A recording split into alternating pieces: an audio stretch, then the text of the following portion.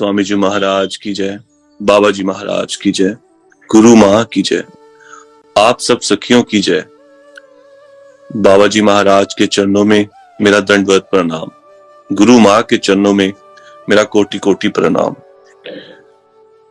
मेरी कोई योग्यता, कोई सामर्थ्य नहीं कि मैं गुरुमुखी हो ना कि मनमुखी विषय में मैं कुछ भी बोल पाऊं, पर आज बाबा श्री महाराज, गुरु माँ एवं सब सखियों की विशेष कृपा एवं अनुकंपा से इस विषय पर अपने भाव प्रकट करने का सौभाग्य प्राप्त हुआ है।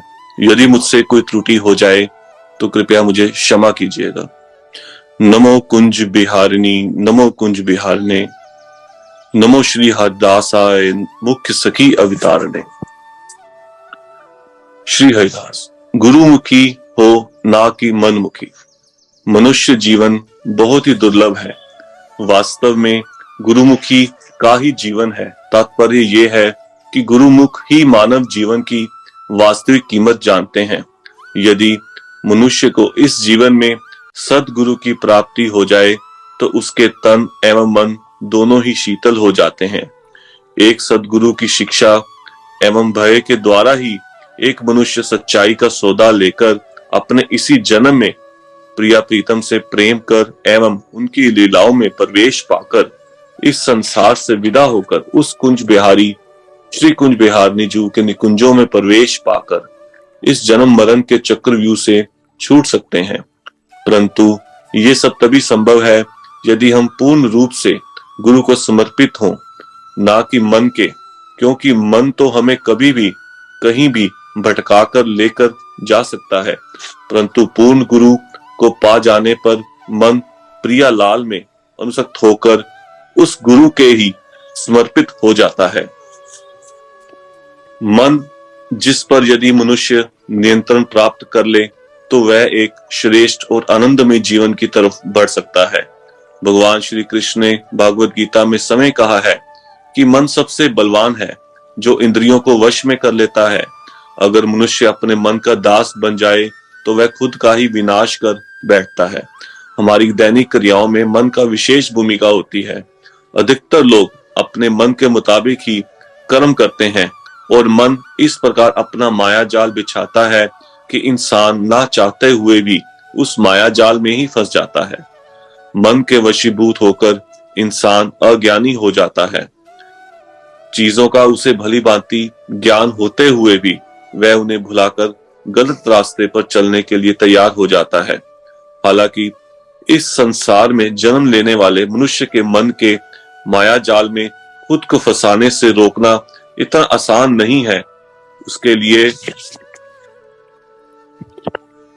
हमें अपने मूर्ख मन को मोड़कर बार बार अपने गुरु के वचनों का, प्रियालाल की लीलाओं का और गुरु के द्वारा गुणों को गाकर उसे भूले भटके मन को लालजू और लाडली जू का स्मरण करवाना पड़ता है।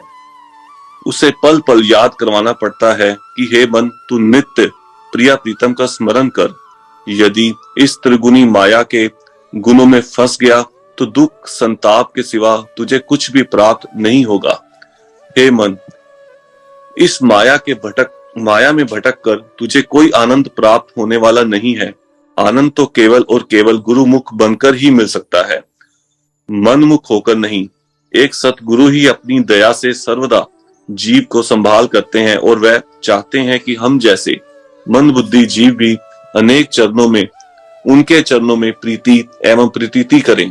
परंतु ये मन ऐसा कदापि नहीं चाहता कि जीव को ऐसी अवस्था प्राप्त हो। वह तो जीव को भोगों की ओर खींचता है और अपने ही आदेश के अंतर्गत जीवों को चलाना चाहता है। अतएव जीवों को चाहिए कि मन के घात से बचकर सतगुरु के चरणों में लगे रहें और उस मन के जाल में ना पड़ें। गुरुमुख के पास इतनी शक्ति होती है कि मन और इंद्रियों को रोक सकता है, परंतु मनमुख में अपने मन एवं इंद्रियों को दमन करने की क्षमता नहीं होती। गुरुमुख हमेशा दीनता के भाव में रहता है।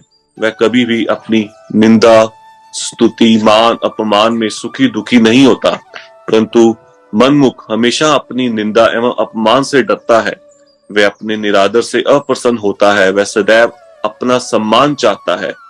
गुरुमुख सदैव सेवा में अग्रसर रहता है, अपितु मनमुख सदैव अपने शरीर का सुख चाहता है और सेवा में आलस्य करता रहता है।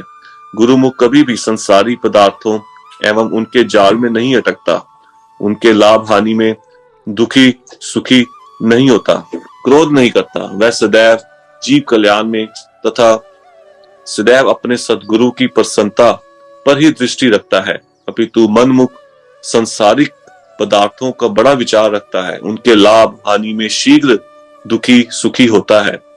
कोई थोड़ा सा भी उसे कड़वा वचन बोल दे तो वह शीघ्र ही क्रोध से पूर्ण हो जाता है। उसे सद्गुरु की कृपा एवं समर्थता का तनिक भी विश्वास तथा विचार नहीं रहता।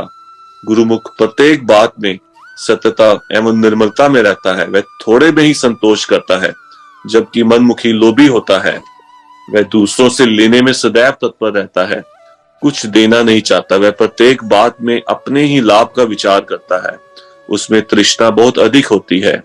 गुरुमुखी जीव को संसारी जीवों से बहुत अधिक लगाव, भोगों की इच्छा आशा नहीं होती, उसे तो केवल सतगुरु के चरणों की प्राप्ति की ही इच्छा रहती है और वह केवल उसी में आनंद और आसक्त रहता है। जबकि मनमुखी स्वार्थी होता है, वह गुरुमुखी सभी कार्य इस प्रियालाल की इच्छा पर समर्पण करता है, चाहे भला हो अथवा बुरा। वह संपूर्णतः अहंकार रहित होता है, वह अपनी बात का पक्ष नहीं करता, दूसरों की बातों को ओछा करके नहीं दिखलाता, झगड़ों के विषयों में नहीं पड़ता। वह सदैव सद्गुरु की इच्छा देखा करता है और उनका ही गुण गाता हुआ चलता है, अपितु मनमुख अपनी बात के पक्ष में क्रोध करने एवं लड़ने को तत्पर हो जाता है। गुरुमुखी मनुष्य जो भी परमार्थी कार्य करता है धैर्य के साथ करता है, वह सदा सद्गुरु की दया और कृपा का बल रखता है और उनके चरणों में निश्चय पक्का रखता है। जबकि मनमुखी जीव प्रत्येक बात को शीघ्रता के साथ पूर्ण करना चाहता है, इसी शीघ्रता में वह सतगुरु की कृपा की आशा एवं उनके कहे हुए सारे वचन भूल जाता है। गुरुमुखी सदैव अपना चेहरा मार्गदर्शन के लिए गुरु की ओर ही रखता है, जबकि मनमुखी उससे दूर हो जाता है, वह अपने ही आवेगों का गुलाम बन जाता है।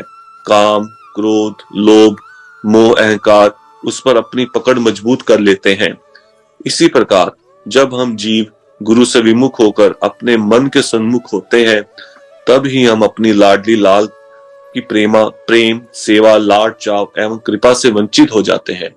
मनमुखी जीव की तुलना एक ऐसे पत्थर से की गई है जो पानी में लंबे समय तक रखे जाने पर भी बिना भीगे ही रहता है।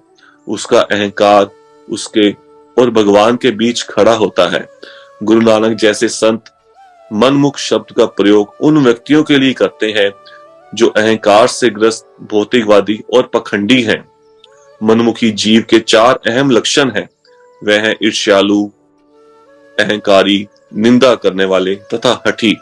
इसलिए हमें बाबा श्री जैसे सद्गुरु की कृपा, जो कि हमें अपने प्रिया प्रीतम की अति अनुकंपा से प्रदान हुई है, उनके चरणों में मेरा ये अनुरोध है कि वह हमें मनमुखी गुणों से बचाएं एवं गुरुमुखी गुणों का हमें आशीर्वाद प्रदान करें, ताकि हम सदैव जो भी कार्य करें हम उनकी प्रसन्नता के लिए ही करें।